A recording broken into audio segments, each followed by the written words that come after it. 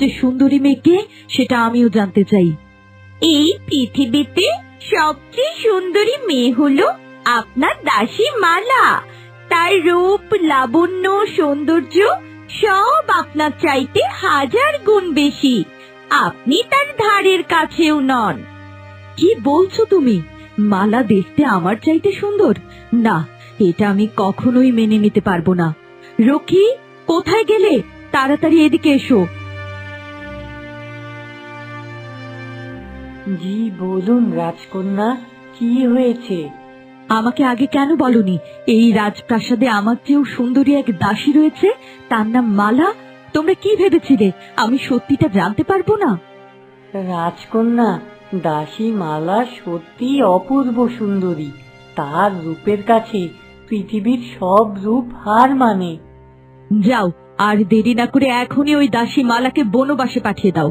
ওকে যেন এই রাজপ্রাসাদের আশেপাশে আমি আর কখনো না দেখি। আমি আপনার কথা ঠিক বুঝতে পারছি না রাজকন্যা। দাসী কি এমন কোনো অপরাধ করেছে যার জন্য আপনি তাকে জঙ্গলে পাঠাচ্ছেন? সেখানে তো তার মৃত্যুও হতে পারে। বললাম তো আমি এত কথা বলতে চাই না। আমার চেয়ে সুন্দরী কোনো মানুষ এই পৃথিবীতে থাকতে পারে না। ওকে জঙ্গলে পাঠিয়ে দাও, যাতে হিংস্র কোনো পশু ওকে খেয়ে ফেলে। ঠিক আছে রাজকন্যা।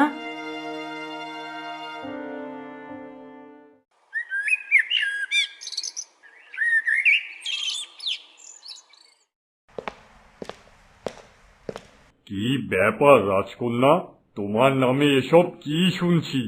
তুমি নাকি রাজপ্রাসাদের এক দাসীকে জঙ্গলে পাঠিয়ে দিয়েছো? আমি ভাবতেই পারছি না তুমি এত বড় একটা জঘন্য কাজ করতে পারো। তোমার বাবা তার শাসনকালে কখনো কোনো প্রজার উপর অত্যাচার করেনি, আর তুমি কিনা তার মেয়ে হয়ে এমন কাজ করলে। আমি যা করেছি একদম ঠিক করেছি মা।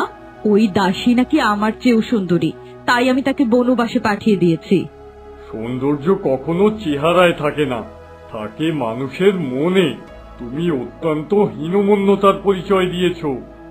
বাবা, দয়া করে আমার উপর রাগ করো না। ঠিক আছে, আমি আর কখনো এমনটা করব না। মনে রেখো রাজকন্যা, তোমার এই সৌন্দর্য একদিন তোমার কাল হয়ে দাঁড়াবে। এই অবেলায় তুই আবার কোথায় যাচ্ছিস?